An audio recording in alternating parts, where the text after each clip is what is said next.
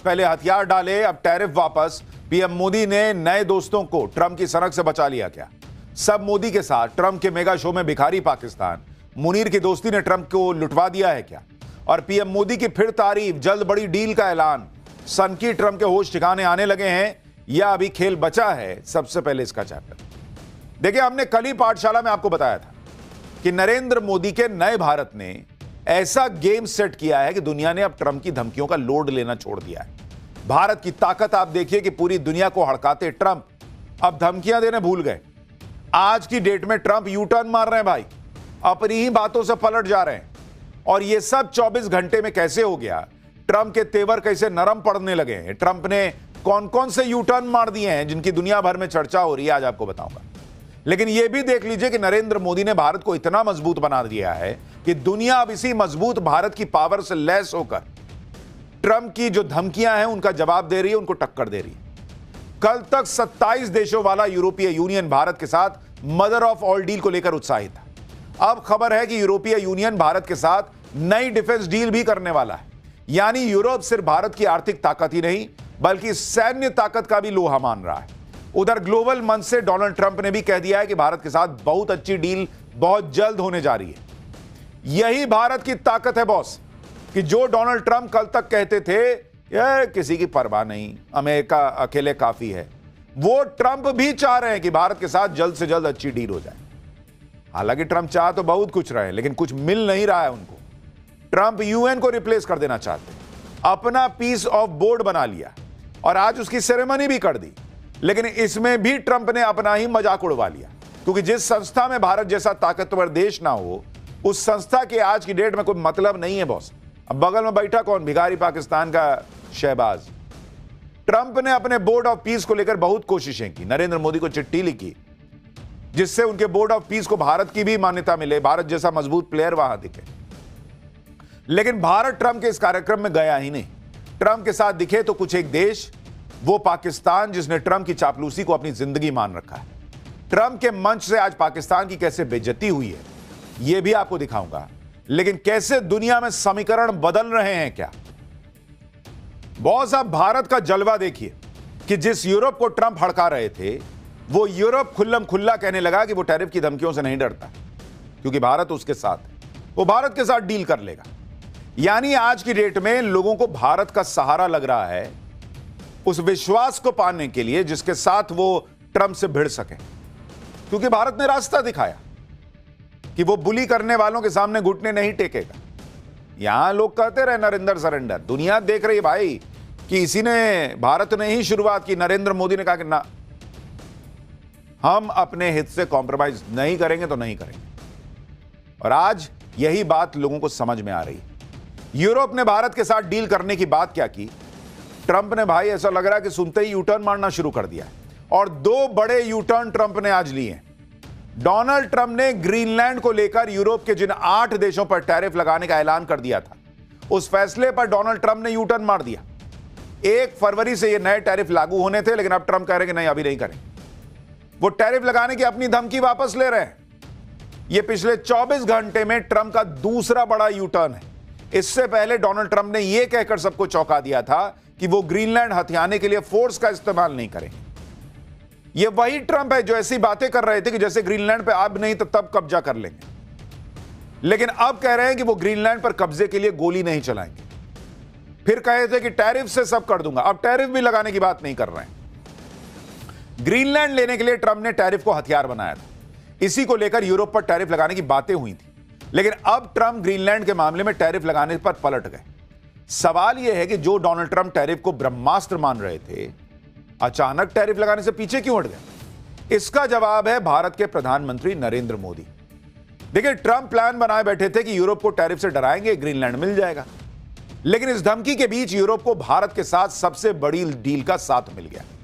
वो डील जिसे Europe mother of all deal कह रहा है, जिसके भरोसे यूरोप ने ट्रंप के टैरिफ का कोई लोड नहीं लिया। भाई ट्रंप को भी ना समझ में आ रहा है कि रशिया से बन नहीं रही, चाइना से कभी बनी नहीं, रशिया चाइना भारत साथ आ रहे हैं। और अब आप पूरा यूरोपीय यूनियन जो है, जिसमें से कई नेटो के सदस्य देश हैं जो अमेरिका के साथ खड़े रहे हैं, सब बम के हुए हैं कि क्या ही बोल रहा है ये आदमी।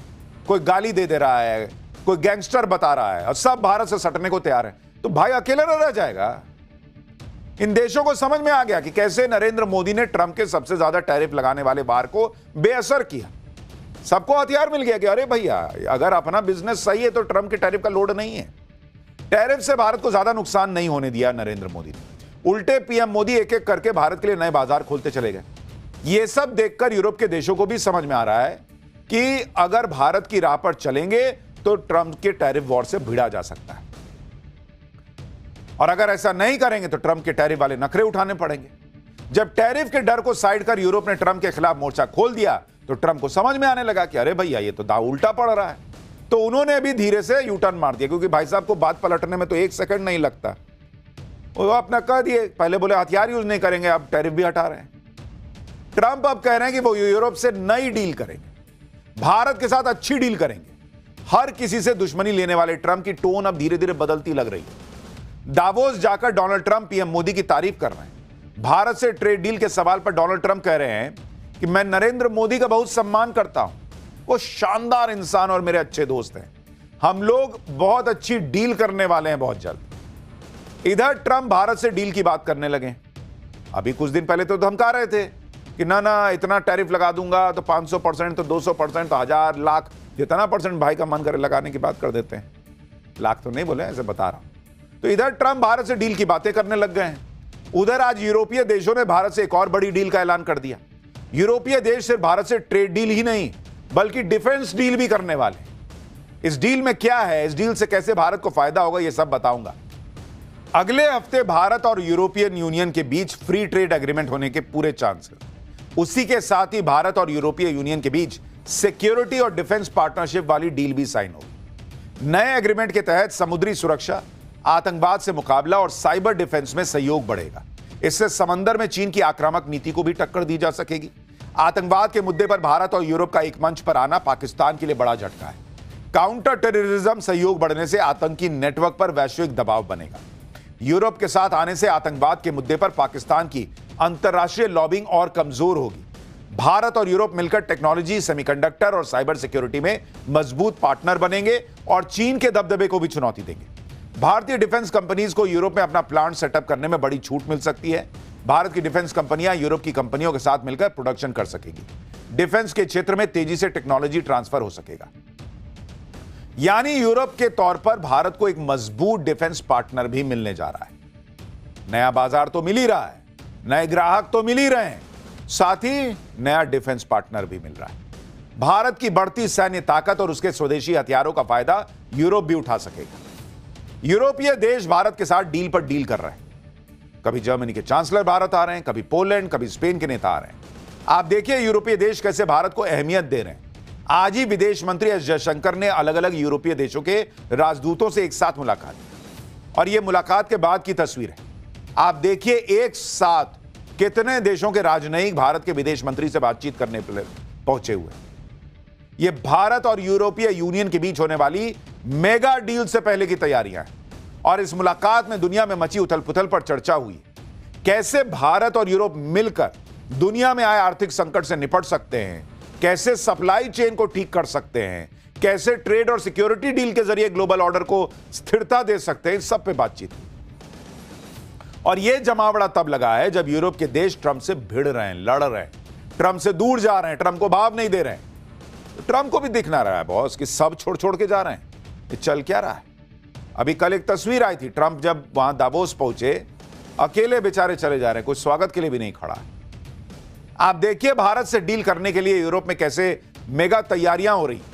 यूरोपियन यूनियन के नेता अपने साथ 90 मेंबर्स का बड़ा डेलीगेशन भारत ला रहे हैं। इसमें ईयू यानी यूरोपियन यूनियन की विदेश और सिक्योरिटी नीति की प्रमुख भी शामिल हो। ट्रेड कमिश्नर आएंगे, एनर्जी इंडस्ट्रियल पॉलिसी को संभालने वाले बड़े अधिकारी आएंगे। यूरोप से डील करने पर भारत को सेफ फंड्स का सपोर्ट मिल सकता है। यह ऐसा फंड होता है जो कम से कम समय में रक्षा जरूरतों को पूरा करने में आर्थिक मदद करता है। सेफ फंड्स करीब 13.5 लाख करोड़ रुपए का है। यानी भर यूरोप में चल रहा है भाई कि चल चल भाई भारत चला जाए, कुछ बढ़िया डील करके आया जाए। अगले हफ्ते भारत में दुनिया के बड़े नेताओं और डिप्लोमेट्स का बड़ा मेला लगने वाला है। भारत में बड़ा ग्लोबल इवेंट होने वाला है जिस पर पूरी दुनिया की नजर रहेगी। कुछ दिन पहले जर्मनी के चांसलर फ्रेडरिक मर्ज भारत आए। भारत का जलवा देखकर अब वो दावोस के मंच से भारत की तारीफ कर रहे हैं, भारत से डील को जरूरी बता रहे हैं। जर्मनी के चांसलर कह रहे हैं कि मैं एक सप्ताह पहले भारत में था और मुझे इसमें कोई संदेह नहीं कि महाशक्तियों का युग हम सभी के लिए और उन सभी देशों के लिए एक अवसर प्रस्तुत करता है जो मनमानी शासन व्यवस्था के बजाय नियमों का समर्थन करते हैं और संरक्षणवाद और अलगाववाद की तुलना में मुक्त व्यापार में लाभ देखते हैं। यानी जर्मनी के चांसलर खुद मान रहे हैं कि यह वो वक्त है जब बड़े देशों को एक हो जाना चाहिए और ट्रंप की मनमानी नीतियों को तगड़ा जवाब देना चाहिए। आज की डेट में पीएम मोदी ने भारत को इतना ताकतवर बनाया है कि हर देश भारत के साथ जुड़ना चाहता है। ग्लोबल लेवल पर पीएम मोदी का डंका बज रहा है। आप देखिए, British news agency the economist ने पीएम मोदी के लिए क्या छापा है। द इकोनॉमिस्ट ने हेडिंग दी है, the remarkable recovery of Narendra Modi. The economist ने लिखा है कि 2024 के चुनाव में झटके खाने के बावजूद नरेंद्र मोदी अब पहले की तरह प्रभावशाली नजर आ रहे। फिलहाल मोदी का दबदबा कायम है। उम्मीद यही है कि प्रधानमंत्री अर्थव्यवस्था को बढ़ावा देना ही अपनी विरासत को सुरक्षित रखने का सबसे अच्छा तरीका समझते हैं। अगर ऐसा है तो उनका तीसरा कार्यकाल देश को और भी तेज विकास पथ पर ले जाकर भारतीयों के जीवन स्तर को बेहतर बनाने में काफी मददगार साबित हो सकता है। इधर पीएम मोदी का डंका बज रहा है, भारत का डंका बज रहा है। उधर डोनाल्ड ट्रंप की फजीहत पर फजीहत हो रही है। पहले ट्रंप को ग्रीनलैंड पर यूटर्न लेना पड़ा, अब नई फजीहत ट्रंप ने अपने पीस ऑफ बोर्ड को लेकर करवा ली। ट्रंप ने दावोस में गाजा से जुड़े बोर्ड ऑफ पीस की पहली बैठक बुलाई। ट्रंप ने कई देशों के नेताओं को एक मंच पर जुटाया और शक्ति प्रदर्शन करने का प्रयास किया, लेकिन ट्रंप वहां फंस गए। शक्ति प्रदर्शन के चक्कर में उनकी डिप्लोमेटिक शक्ति की पोल खुल गई, क्योंकि ट्रंप की अध्यक्षता वाले बोर्ड ऑफ पीस की पहली बैठक में बड़े बड़े देश पहुंचे ही नहीं बॉस। अब पहुंचा तो पहुंचा कौन? पाकिस्तान जैसा भिखारी देश जिसे कोई पूछता नहीं। आप देखिए, दावोस में जब ट्रंप गाजा पीस बोर्ड की बैठक में पहुंचे तो वहां कई देशों के नेता मौजूद रहे। उसमें पाकिस्तान का शहबाज शरीफ भी था, जो दूसरी लाइन में पीछे खड़ा कर दिया गया था और ताली बजा रहा दिख रहा था। यानी ट्रंप ने कुछ देशों के नेताओं को बुलाकर अपनी शानदार स्वागत का मुजाहरा पेश करने का प्रयास किया। सब बैठ के ताली वाले बजाने लगे, हाँ भाई बहुत बढ़िया बहुत बढ़िया। बड़े बड़े देश पहुंचे ही नहीं थे। जब यह भयंकर बेइज्जती हो गई तो फिर शहबाज शरीफ ने इसे कवर करने के लिए ट्रंप के बगल वाली कुर्सी लपक ली और ट्रंप के साथ बातचीत करने लगे कि भाई ऐसा लगे कि भाई मैं तो बहुत बढ़िया बहुत बढ़िया। ट्रंप ने लोड ही नहीं लिया। शहबाज शरीफ ने ऐसा दिखाने का प्रयास किया जैसे मतलब ट्रंप और वो कितने करीबी दोस्त, कान में कुछ कह रहे हैं। ट्रंप ने कहा ठीक है बैठो ना। शहबाज शरीफ ट्रंप के कान में कुछ बोलते दिखे। अब लोग इस पर भी मजे ले रहे हैं कि जरूर ट्रंप से भीख मांग रहे हो। ट्रंप के बुलावे पर शहबाज शरीफ दावोस पहुंच गए। गाजा बोर्ड में शामिल होने के लिए साइन कर दिए, लेकिन शहबाज शरीफ भी जानते हैं कि ट्रंप के बोर्ड में शामिल होने का मतलब है कि पाकिस्तान के अंदर बवाल मच जाना। और शायद इसलिए जब शहबाज शरीफ ट्रंप के बगल में बैठकर साइन कर रहे थे तो वो हड़बड़ाने लगे। उनकी बॉडी लैंग्वेज में तनाव साफ साफ दिख रहा था। लेकिन ट्रंप को नाराज करके भी शहबाज शरीफ कहां बच पाते। आप देखिए, दावोस में शहबाज ने ट्रंप की चापलूसी में कोई कमी नहीं छोड़ी। जब ट्रंप बोर्ड ऑफ पीस के लिए साइन कर रहे थे तो शहबाज शरीफ उनके पीछे जाकर खड़े हो गए और ऐसा दिखाने लगे कि वही ट्रंप के राइट हैंड टाइप है। लेकिन भाई दिखते ही ऐसे है जैसे मतलब क्या बोलूं, अब मैं थोड़ी जान दीजिए। कमाल की बात यह है कि दावोस में जहां दुनिया का बड़ा आर्थिक मेला लगा हुआ है, वहां शहबाज शरीफ मुनीर को भी अपने साथ ले आए। सवाल उठेगा कि फील्ड मार्शल, सेना का आदमी वहां क्या कर रहा है, लेकिन मुनीर को ट्रंप की चापलूसी भी तो करनी है, तो दोनों पहुंच गए भाई। एक और तस्वीर देखिए, इसमें पाकिस्तान के पीएम डोनाल्ड ट्रंप के साथ बातचीत के दौरान सामने किसी की तरफ इशारा करते हैं।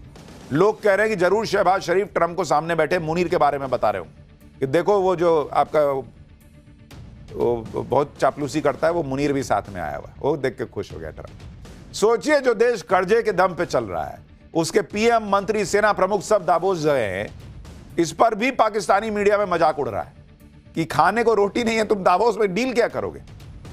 ये प्लेन भर भर के दावोस जा रहे हैं, कौन बात के लिए। देखिए, दावोस जाने से सिर्फ पाकिस्तान की बेइज्जती नहीं हो रही, बल्कि डोनाल्ड ट्रंप की भी फजीहत हो रही है, क्योंकि जिस मंच पर पाकिस्तान जैसे देश होंगे उस मंच को सीरियसली लेगा कौन। ट्रंप ने इतनी मुश्किल से कुछ देशों के नेताओं को जुटाया, लेकिन वहां पाकिस्तान की मौजूदगी ने सब गुड़ गोबर कर दिया। ऊपर से ट्रंप ने जिन देशों को बुलाया उसमें दुनिया की महाशक्ति माने जाने वाले बड़े बड़े देश थे ही नहीं। जो डोनाल्ड ट्रंप पूरी दुनिया में अपना सिक्का चलाना चाहते हैं, उनके मंच पर कुछ ही देशों के नेता दिखे। और कौन कौन से देश के नेता वहां पर मौजूद रहे? भाई, पाकिस्तान पहुंचा हुआ था, Bahrain, Argentina, Armenia, Azerbaijan, Morocco, Bulgaria, Hungary, Indonesia, Jordan, Kazakhstan, Kosovo, Paraguay, Qatar, Saudi Arab, तुर्की, यूएई, उज्बेकिस्तान और मंगोलिया। ट्रंप की इतनी हनक होती तो एक बार में दुनिया के ज्यादातर देश लाइन में लग गए होते। लेकिन ट्रंप को भी रियलिटी चेक हो गया कि दुनिया हनक और सनक से नहीं चलती बॉस, एक दूसरे को इज्जत देने से चलती है। ट्रंप ने करीब 19 देशों को जुटा लिया, लेकिन जो देश अमेरिका के करीबी हैं, जो दुनिया के बड़े बड़े देश हैं, वो ट्रंप के साथ आई नहीं। तो वहां भीड़ तो थी, लेकिन भीड़ में पावर जो दिखनी चाहिए वो नहीं थी। आप देखिए ट्रंप के मंच से कौन कौन से बड़े देश के नेता नहीं गए। आप देखिए वहां पे कौन कौन नहीं गया, ये ज्यादा इंपॉर्टेंट है और ये ज्यादा सुर्खी बटोर रहा है कि भाई वहां तो ये लोग गए नहीं। कौन कौन नहीं गया ट्रंप के कार्यक्रम में? आप जरा इसकी लिस्ट देखिए। भाई, पहले तो सबसे पहली बात, भारत ही नहीं गया, जिसके साथ होने का मतलब है कि भाई आपकी कुछ अहमियत बढ़ जाती है। फ्रांस नहीं पहुंचा। एक और बड़ा देश यूके नहीं पहुंचा। जापान नहीं पहुंचा वहां पे। इसके अलावा ऑस्ट्रेलिया नहीं पहुंचा वहां पर। और सबको निमंत्रण गया हुआ था कि भाई आप भी आइए, कोई गया ही नहीं इनमें से। और सबसे बड़ी बात आप देखिए, चीन भी नहीं गया, रूस भी नहीं गया। तो 3 बड़े प्लेयर, चीन, रूस, भारत, ये तीनों तो गए ही नहीं। तो क्या ही किए? तो वही पाकिस्तान को बैठा के रखे हो। यानी दुनिया में जो बड़ी सैन्य और आर्थिक ताकतें हैं वो ट्रंप के साथ नहीं खड़ी थी। ट्रंप युद्ध से तबाह हुए गाजा के पुनर्निर्माण की प्लानिंग के लिए टीम तो बना रहे हैं, लेकिन जब तक ये बड़े बड़े देश ट्रंप के साथ खड़े नहीं होंगे तब तक ट्रंप की अधूरी है टीम। भाई, ये वैसे है जैसे आईसीसी कोई टूर्नामेंट करा रहा है और उस टूर्नामेंट में हो कि ना इंडिया खेलेगा, ना साउथ अफ्रीका खेलेगा, ना ऑस्ट्रेलिया खेलेगा। खेल कौन रहा है? तो भाई स्कॉटलैंड खेल रहा है, ट्रिनिडाद टोबैगो खेल रहे हैं, यही सब खेल रहे हैं। तो उससे नहीं ना होगा, टूर्नामेंट नहीं चलेगा। वही ट्रंप के साथ हो रहा है। लेकिन अपनी फजीहत को छिपाने के लिए ट्रंप दावा कर रहे हैं कि उनके बोर्ड में शामिल होने के लिए तो दुनिया मरी जा रही है। ट्रंप कह रहे हैं कि कुछ तो ऐसे देश भी शामिल हुए हैं जिनको पूछा तक नहीं था। अब लोग कह रहे हैं कि कहीं ट्रंप का इशारा पाकिस्तान की तरफ तो नहीं था। सुनिए एक बार। Well, we're going to have a lot. We have a lot of great people that want to join. It's going to be the most prestigious board ever formed. The president is a member. We have the major countries, and some need parliamentary approval, but for the most part, everybody wants to be on. I have a little bit of the opposite problem. People want to be on, and we didn't ask them. They want to get on. हो सकता है कुछ देश बाद में जुड़ें, लेकिन अभी बहुत सारे देशों ने मैसेज देने के लिए भी दूरी बना के रखी, ताकि ट्रंप को भी पता चले कि ऐसा नहीं कि दुनिया जो है उनको बॉस माने बैठी है। इधर ट्रंप दावोस में गाजा पर बड़ी बैठक कर रहे थे, उधर रूस के राष्ट्रपति ने ट्रंप के साथ खेल कर दिया। रूस के राष्ट्रपति ने फिलिस्तीन के राष्ट्रपति से मुलाकात की। यानी गाजा को लेकर जो सबसे इंपॉर्टेंट प्लेयर है उनको ठीक उसी वक्त पुतिन ने मिलने बुला लिया जब ट्रंप दावोस में गाजा पीस बोर्ड की फाइलों को साइन कर रहे थे। इतना ही नहीं, ट्रंप ने दावा किया था कि उनके बोर्ड में पुतिन ने भी शामिल होने की हामी बढ़ दी है, लेकिन पुतिन ने इस पर यह कहकर मजाक बना दिया कि उन्हें कोई दिक्कत नहीं है, वो फिलिस्तीन के लिए $1 बिलियन देने को भी तैयार है, लेकिन पहले जो रूस के फंड फ्रीज किए गए उसे तो छोड़ दो, उसी से मदद कर दूंगा। पुतिन कह रहे हैं कि जो पैसे आपने चुरा लिए हैं वो फिलिस्तीन के काम आ जाएंगे। यानी डोनाल्ड ट्रंप के लिए मामला धीरे धीरे बिगड़ता ही जा रहा है। अभी वहां की कोर्ट का फैसला आना है टैरिफ पे, वो तो बचा ही हुआ है, 2 बार से फैसला टल रहा है। फैसला टलने का मतलब ही यही माना जा रहा है कि ट्रंप के खिलाफ फैसला, नहीं तो टलता क्यों, आ ही जाता। मिड टर्म पोल होने वहां पर भाई बहुत संकट में है, तनाव में, क्रीम लगा लगा के झुर्रियां छुपा रहे होंगे, नहीं तो जितना तनाव है भाई के चेहरा लटक जाना चाहिए। खैर ये सब तो चलता रहेगा। पाठशाला में अगली क्लास जिसमें आपको दिखाने जा रहा हूं मोदी के नए भारत से भिड़ने चले पाकिस्तान और बांग्लादेश को डबल झटका। ऐसा क्या हुआ कि सारी दुनिया हंस रही? भिखारी पाकिस्तान ने पंप किया, कट्टर यूनुस ने खुद के पैर पे कुल्हाड़ी क्यों मार ली? एक झटके में करोड़ों का नुकसान कैसे हो गया, अब आपको दिखाता हूं। नए भारत की ताकत तो पूरी दुनिया के सामने दिख रही। भारत के साथ जुड़ने, भारत के साथ कारोबार करने के लिए लोग लाइन लगाकर खड़े हैं। और यह सब देखकर भारत के दुश्मनों को आग लगनी तय। पाकिस्तान तो पहले ही जला भुना बैठा है। हिंदू विरोधी बांग्लादेश को भी भिखारी पाकिस्तान ने पंप कर दिया कि तू भी लड़ भाई, तू भी लड़, मैं तेरे साथ हूं। बांग्लादेश को समझ ही में नहीं आया कि पाकिस्तान का साथ होना कोई मतलब नहीं रखता। बांग्लादेश भी अब भारत के विरोध में ऐसे ऐसे फैसले करने लग गया जो खुद ही अपने पैरों पर कुल्हाड़ी मारने जैसा है। आप देखिए, मुनीर एंड कंपनी के भड़काने से बांग्लादेश का कितना बड़ा नुकसान हो गया। बांग्लादेश ने भारत में आईसीसी वर्ल्ड कप खेलने से मना कर दिया। पाकिस्तान के भड़काने पर बांग्लादेश ने यह फैसला तो ले लिया, लेकिन इससे नुकसान किसका हुआ? आप ये देखिए भाई, बांग्लादेश के क्रिकेट खिलाड़ियों का नुकसान हुआ, बांग्लादेश क्रिकेट बोर्ड को रेवेन्यू का नुकसान हुआ, बांग्लादेश क्रिकेट बोर्ड की छवि को नुकसान हुआ, बांग्लादेश के नुकसान का फायदा स्कॉटलैंड को मिला। आईसीसी टी20 वर्ल्ड कप पर भी इसका कोई असर नहीं हुआ। तो इतना किस बात का नवाबी झाड़े भाई कि तुम चले गए, किसी को फर्क ही नहीं पड़ा तुम्हारे अलावा? तुम्हारा नुकसान हुआ, आईसीसी का कोई नुकसान नहीं हुआ। यानी पाकिस्तान ने बांग्लादेश को झाड़ पे चढ़ा दिया कि भाई तुम अड़े रहो, हम साथ में। पाकिस्तान ने भरोसा दिया था कि आईसीसी जरूर बांग्लादेश की बात मानेगा, लेकिन हो गया उल्टा। पाकिस्तान ने बांग्लादेश को किस तरह से भारत के खिलाफ भड़काया वो आपको बताऊंगा, लेकिन पहले आपको बताता हूं कि बांग्लादेश ने टी20 वर्ल्ड कप भारत में न खेलने को लेकर क्या फैसला लिया है। बांग्लादेश ने आईसीसी से अपील की थी कि मेरे मैच जो है ना वो भारत से श्रीलंका शिफ्ट करो, मैं भारत में नहीं खेलूंगा। आईसीसी ने बांग्लादेश क्रिकेट बोर्ड की इस मांग को ठुकराकर उसकी औकात बता दी। इसके बाद बांग्लादेश क्रिकेट बोर्ड ने आज वर्ल्ड कप नहीं खेलने का फैसला कर लिया। बीसीबी ने कहा कि हमारा फैसला बदलने की कोई गुंजाइश नहीं है, हमें आईसीसी से न्याय नहीं मिला। हालांकि हमें उम्मीद है कि आईसीसी हमारे साथ न्याय करेगा। भारत में सुरक्षा की स्थिति अब भी वैसी ही है। यहां बड़े बड़े यूरोपीय यूनियन के नेता आने वाले हैं 26 तारीख को। बड़े बड़े देश के लोग आ रहे हैं, बड़े बड़े लोग आके कॉन्सर्ट करके चले जा रहे हैं। अभी न्यूजीलैंड की टीम खेल के चली जा रही है। तुम्हारी कोई हैसियत नहीं बांग्लादेश की। ये माने बैठे कि हम इंडिया जाएंगे तो हमको जो है ना दिक्कत हो जाएगी। बांग्लादेश ने भारत में सुरक्षा का बहाना बनाया, जबकि यह वही बांग्लादेश है जहां सरेआम हिंदुओं की हत्या हो रही। सुरक्षा की चिंता तो तुम्हारे यहां लोगों को है कि वहां हिंदू सेफ नहीं है। बांग्लादेश क्रिकेट बोर्ड ने भारत में नहीं खेलने का फैसला कर लिया, लेकिन अगर इससे किसी का नुकसान हुआ तो वो बांग्लादेश क्रिकेट खिलाड़ियों का ही हुआ, जबकि इसका फायदा स्कॉटलैंड की टीम को मिल सकता है। बांग्लादेश के नहीं खेलने पर स्कॉटलैंड को टी20 वर्ल्ड कप में एंट्री मिल सकती है। स्कॉटलैंड की टीम इस समय आईसीसी वर्ल्ड रैंकिंग में 14वें नंबर पर है। बांग्लादेश के बाहर होने पर उसकी जगह स्कॉटलैंड ही दावेदार है। स्कॉटलैंड बोर्ड ने कहा है कि अभी तक आईसीसी की तरफ से कोई मैसेज नहीं मिला है।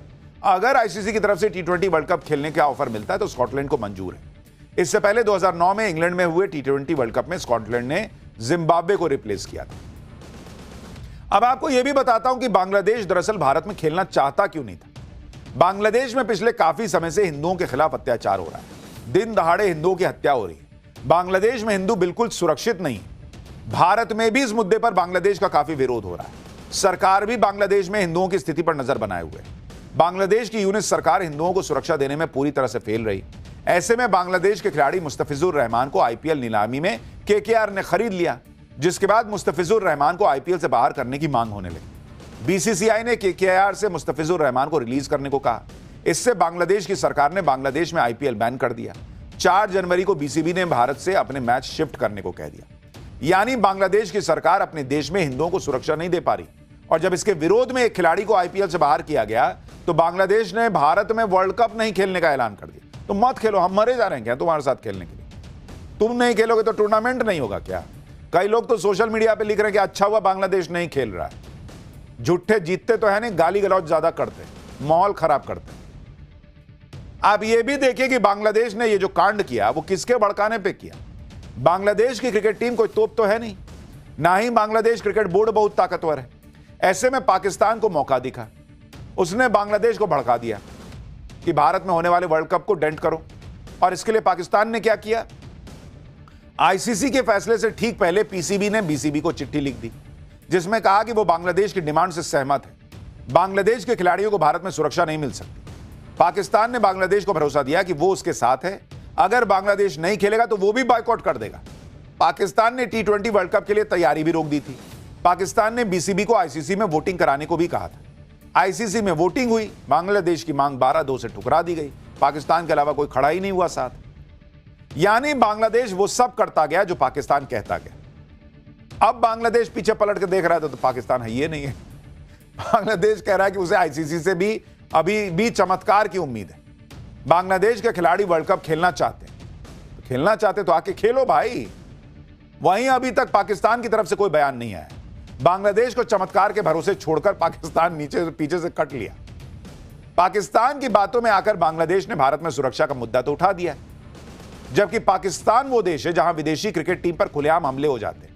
अभी पिछले ही साल नवंबर में पाकिस्तान के इस्लामाबाद में धमाका हुआ था और उस समय श्रीलंका की टीम पाकिस्तान के दौरे पे थी। धमाके के बाद श्रीलंका की टीम के कई खिलाड़ी डर के मारे अपने घर वापस आ गए थे और वो पाकिस्तान पंप कर रहा है बांग्लादेश को कि भारत मत जाओ, सेफ नहीं हो तुम लोग। श्रीलंका की क्रिकेट टीम पर ही साल 2009 में पाकिस्तान में आतंकी हमला हो चुका है। श्रीलंकाई खिलाड़ियों को टीम बस पर आतंकियों ने गोलियों की बौछार कर दी थी और ऐसी हालत हो गई थी कि हेलीकॉप्टर से उनको रेस्क्यू करना पड़ा। ऐसे पाकिस्तान पर बांग्लादेश ने भरोसा करके अपने पैर पर कुल्हाड़ी मार ली, क्योंकि आईसीसी T20 वर्ल्ड कप में नहीं खेलने से बांग्लादेश क्रिकेट बोर्ड को करोड़ों का नुकसान होगा। भाई बांग्लादेश को 5 करोड़ की पार्टिसिपेशन फीस का नुकसान होगा, वर्ल्ड कप खेलने पर मिलने वाले बोनस और प्राइज मनी का नुकसान होगा और सैकड़ों करोड़ के ब्रॉडकास्ट रेवेन्यू का नुकसान हो सकता है। स्पॉन्सर्स के पैसे डूबे तो बीसीबी को करोड़ों का हर्जाना देना पड़ सकता है। वर्ल्ड कप नहीं खेलने पर बांग्लादेश टीम को रैंकिंग का नुकसान होगा, जिसकी वजह से आने वाले ओलंपिक और वर्ल्ड कप में एंट्री का संकट बांग्लादेश को छोटे देशों के साथ क्वालिफायर खेलना पड़ सकता है। बांग्लादेश क्रिकेट बोर्ड के साथ आईसीसी का एग्रीमेंट 2027 तक है और यह एग्रीमेंट करीब 180 करोड़ रुपए के रेवेन्यू शेयर का है। बांग्लादेश को इस रेवेन्यू का भी नुकसान हो सकता है। आईसीसी इवेंट के लिए हामी भरने के बाद नहीं खेलने पर फाइन अलग लग सकता है। इससे बीसीबी की क्रेडिबिलिटी को भी झटका लग सकता है, जिससे बांग्लादेश का लोकल और इंटरनेशनल क्रिकेट चरमरा सकता है। बांग्लादेश के खिलाड़ियों को भारत में आईपीएल में भी मौका नहीं मिलेगा। भारत के साथ क्रिकेट सीरीज पर भी संकट खड़ा हो सकता है। यानी अगर ऐसा होता है तो बांग्लादेश क्रिकेट बोर्ड फिर वही 1990 के दशक में चला जाए, जब वो अपने क्रिकेट को अंतर्राष्ट्रीय मंच पर ले जाने के लिए भारत के सहारे का इंतजार किया करता था।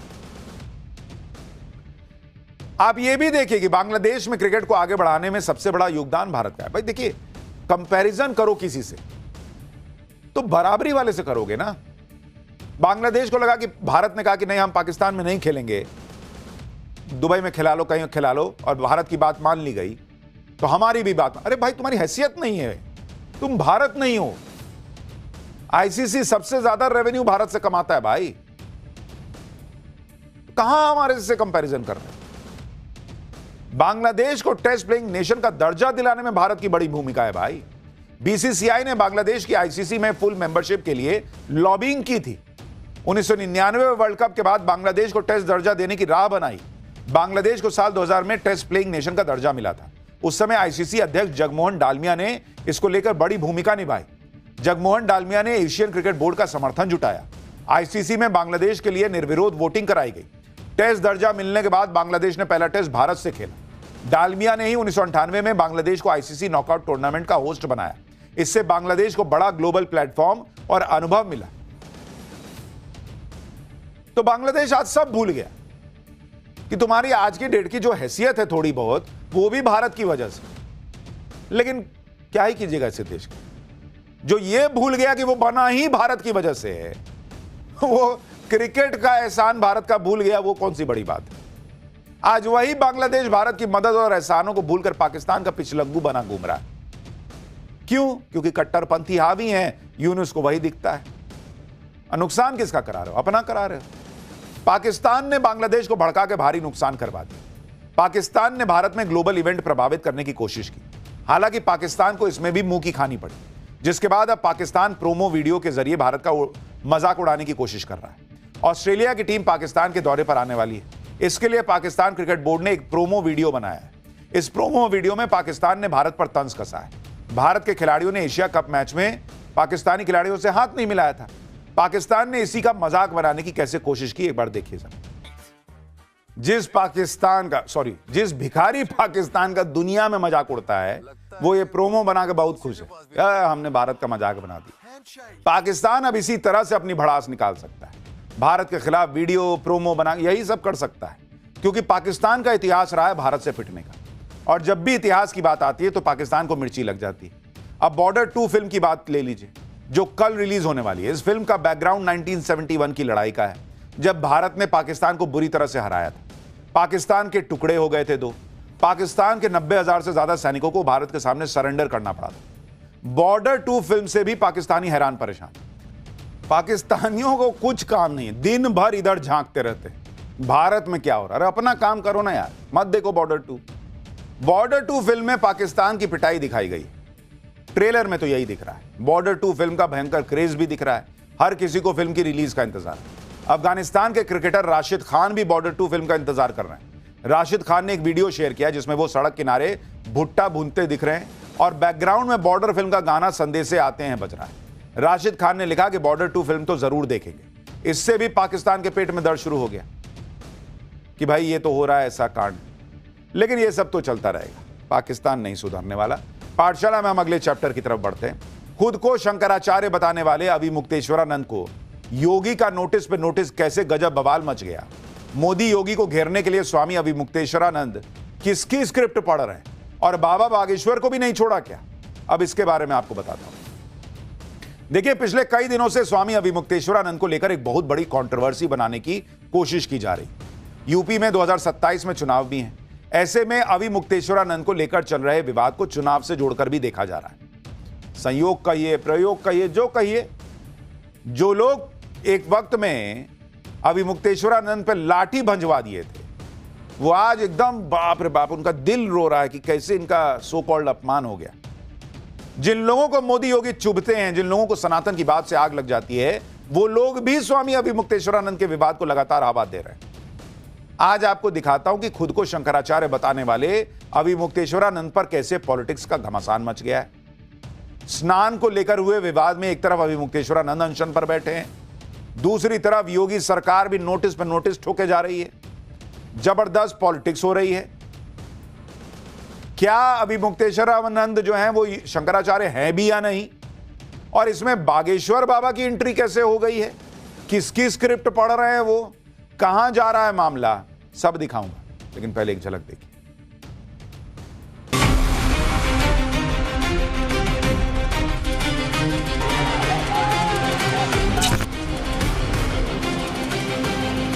तुम किसके बेटे हो?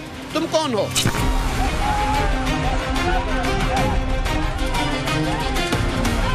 ऐसे तमाम तालनेमी होंगे जो धर्म की आड़ में सनातन धर्म को कमजोर करने की साजिश रच रहे हैं। किसी भी साधु संत का अपमान होगा और अगर कोई सरकार करेगी तो उसके खिलाफ खड़े होंगे।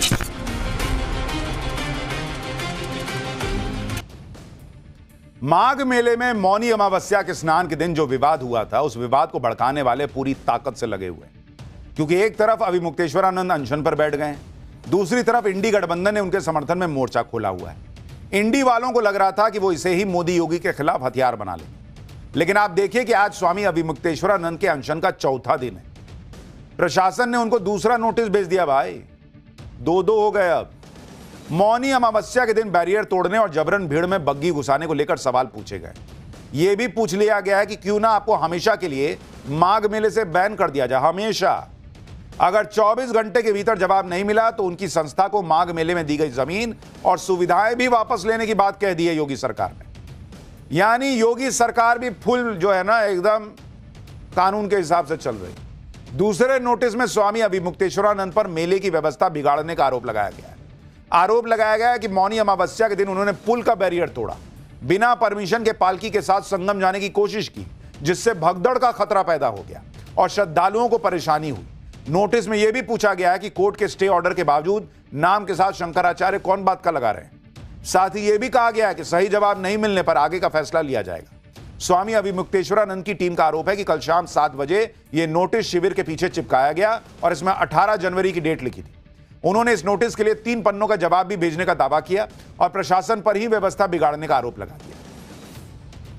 जबकि आप देखिए कि जब 18 जनवरी को इस विवाद की शुरुआत हुई थी, उस दिन अविमुक्तेश्वरानंद अपने सैकड़ों समर्थकों के साथ पालकी पर सवार होकर संगम स्नान के लिए निकले हुए थे। संगम नोज पर संकरा रास्ता है, मौनी अमावस्या पर उमड़ी लाखों श्रद्धालुओं की भीड़ का हवाला देते हुए प्रशासन ने उनसे संगम की तरफ पालकी में नहीं जाने के लिए कहा। बस यह सब जिस जगह हुआ वहां से संगम की दूरी मात्र 50 मीटर थी। 50 मीटर नहीं चले पैदल और उसके बाद अनशन कर रहे हैं कि मुझे रोक कैसे दिया। सुनिए पुलिस कैसे काफी देर तक उस दिन स्वामी अविमुक्तेश्वरानंद से अपील करती रही, रिक्वेस्ट करती रही। यानी पुलिस प्रशासन बकायदा रिक्वेस्ट करता रहा कि भाई किसी को नहीं जाने दिया पालकी पे, आपको भी नहीं जाने देंगे। लोग मर जाएंगे तो जिम्मेदारी लेंगे अविमुक्तेश्वरानंद, उनके लोग लेंगे जिम्मेदारी। अगर कोई मर जाता वहां पे तो भगदड़ मच जाती तो तब तो और सवाल उठा देते कि बाप रे बाप कुछ कर नहीं पाए लोग ढंग से। आरोप है कि प्रशासन की अपील का अनसुना कर स्वामी अविमुक्तेश्वरानंद पालकी में बैठकर संगम तक जाने पर अड़े रहे और स्वामी अविमुक्तेश्वरानंद के इशारे पर उनके साथ चल रही भीड़ ने पुलिस के साथ धक्का मुक्की शुरू कर दी, जिससे वहां अफरा तफरी का माहौल बन गया। सवाल माघ मेले में स्नान के लिए पहुंचे श्रद्धालुओं की सुरक्षा का है, इसलिए योगी सरकार भी इस मुद्दे पर झुकने के मूड में नहीं है। बॉस सीएम योगी अड़ गए कि कैसे कॉम्प्रोमाइज हो जाएगा जी श्रद्धालुओं के इसके साथ, सुरक्षा के साथ। आज सीएम योगी आदित्यनाथ ने सन्यासी धर्म और राष्ट्र धर्म की याद दिलाते हुए अपने अंदाज में क्लियर कट मैसेज दे दिया। नाम नहीं लिए लेकिन मैसेज दे दिए कि काल नेमियों से सावधान रहने की जरूरत है जो धर्म की आड़ में सनातन धर्म को कमजोर करने की कोशिश कर रहे हैं। एक योगी के लिए, एक सन्यासी के लिए, एक संत के लिए धर्म और राष्ट्र से बढ़कर के कुछ नहीं हो सकता। यही उसके जीवन का ध्येय होना चाहिए। उसकी व्यक्तिगत प्रॉपर्टी कुछ नहीं होती, धर्म ही उसकी प्रॉपर्टी है, राष्ट्र ही उसका स्वाभिमान है। अगर कोई राष्ट्रीय स्वाभिमान को चुनौती देता है तो हमें खुल करके उसके सामने आकर के खड़ा हो जाना चाहिए, उसकी चुनौती का मुकाबला करने के लिए खड़ा होना चाहिए। कोई धर्म के खिलाफ आचरण करता है। पिछले 4 दिनों से पूरे मामले पर शांत रहे सीएम योगी का यह बयान तब आया जब स्वामी अविमुक्तेश्वरानंद ने उन पर डायरेक्ट अटैक किया और उनके हिंदू होने पर ही सवाल उठा दिए। अविमुक्तेश्वरानंद सरस्वती अब हिंदू होने का सर्टिफिकेट बांट रहे हैं। क्यों भाई? क्योंकि उनसे कह दिया गया कि नियम फॉलो कर लीजिए। ये वही अविमुक्तेश्वरानंद हैं जिन पर कभी यूपी में समाजवादी पार्टी की सरकार के दौरान लाठियां चली थी। उनकी हालत देखिए क्या कर दी गई थी। उस वक्त समाजवादी पार्टी की सरकार थी, तब हिंदू हैं नहीं है अखिलेश यादव बाकी लोग उसका सर्टिफिकेट नहीं बांटे थे। देखिए क्या हाल किया था पुलिस ने। आज पुलिस जो है वो रिक्वेस्ट कर रही है तो आग बबूला हो रहे हैं। उस वक्त तो लाठी पड़ गई थी, देखिए कैसे लाठी बांझ के हटा दिया गया था। आज उसी समाजवादी पार्टी के अध्यक्ष अखिलेश यादव इनके कथित अपमान के बहाने बीजेपी को घेर रहे हैं। पहले अखिलेश यादव ने स्वामी अविमुक्तेश्वरानंद से फोन पर बात की, उस दौरान भी मोदी योगी पर ही चर्चा की गई और अब अखिलेश यादव ने अपने नेताओं को अविमुक्तेश्वरानंद से मिलने के लिए प्रयागराज भेज दिया। आज समाजवादी पार्टी के नेता माता प्रसाद पांडे ने अविमुक्तेश्वरानंद से मुलाकात की। उधर लखनऊ में समाजवादी पार्टी के दफ्तर में अविमुक्तेश्वरानंद के समर्थन में पोस्टर लगाए जा चुके हैं। अखिलेश यादव ही नहीं, इंडी में उनकी सहयोगी और 2027 में यूपी को लेकर उम्मीदें देख रही कांग्रेस भी अविमुक्तेश्वरानंद के बहाने मोदी योगी को घेरने में जुट गई। सुनिए कैसे अखिलेश यादव और यूपी कांग्रेस के अध्यक्ष अजय राय इस पूरे मामले में पूरा हवा दिए हुए हैं पॉलिटिक्स को। ये अधर्म के रास्ते पर भारतीय जनता पार्टी चल रही है। पूजनीय शंकराचार्य जी का पूरा सम्मान होना चाहिए और अगर शंकराचार्य जी का ये सम्मान नहीं कर रहे हैं, गंगा स्नान या उस पावन स्थल पर उनके स्नान के लिए रोका जा रहा है, तो इससे बड़ा अधर्म क्या हो सकता है। अगर इसका कोई भागीदार है तो भारतीय जनता पार्टी की सरकार है। योगी आदित्यनाथ जी ने पंगा ले लिया है शंकराचार्य की पीठ से। निश्चित तौर से अब योगी आदित्यनाथ को बहुत भारी पड़ने वाला है। क्यों? क्योंकि उन्होंने सनातन का अपमान किया, सन्यासियों का अपमान किया है। इस देश में अब लोगों को चिंता हो रही है भाई हिंदुओं की, हिंदू साधु संतों की, जबकि ये वही पार्टी है जिसके नेता जो हैं वो कहते थे कि रामचरितमानस जला देना चाहिए। ये लोग उस गठबंधन का हिस्सा है, इंडी गठबंधन के, जिसके नेता दक्षिण भारत में कहते हैं कि भाई सनातन जो है उसको एक तरीके से गाली देते हैं, तब इन लोगों की आवाज नहीं निकलती। अभी मुक्तेश्वरानंद के विवाद को अखिलेश और कांग्रेस सियासी हथियार बना रहे हैं, और जब इस तरह की पॉलिटिक्स हो रही है तो फिर अभी मुक्तेश्वरानंद को लेकर सवाल भी पूछे जा रहे हैं कि खुद को शंकराचार्य लीक कैसे रहे, क्योंकि अभी मुक्तेश्वरानंद जिस ज्योतिर्मठ का शंकराचार्य खुद को कहते हैं उस पदवी को लेकर सालों पुराना विवाद है। इसकी शुरुआत हुई साल 1953 में ज्योतिर्मठ पीठ के तत्कालीन शंकराचार्य स्वामी ब्रह्मानंद सरस्वती के निधन से। स्वामी ब्रह्मानंद सरस्वती के निधन के बाद एक ऐसी वसीयत सामने आई जिसमें 4 नाम थे और सबसे ऊपर स्वामी शांतानंद सरस्वती का नाम था। यहीं से शंकराचार्य को लेकर विवाद शुरू हुआ और बाकी 3 पीठों पुरी, द्वारिका और श्रृंगेरी के शंकराचार्यों ने इस वसीयत को ही फर्जी बता दिया। यहां तक कि स्वामी ब्रह्मानंद सरस्वती को जहर देने का भी आरोप लगा। लेकिन भाई ये सब चीजें होती चली गई, मामला कोर्ट में गया, बढ़ता चला गया, सारी चीजें करते कराते जो है ये मामला यहां तक पहुंचा है। तो अब इस पूरे मामले में अब सवाल ये उठ रहा है कि स्वामी अभी मुक्तेश्वरानंद को शंकराचार्य की जो उपाधि वो अपने साथ लगाते हैं वो अभी कोर्ट से नहीं मिली है।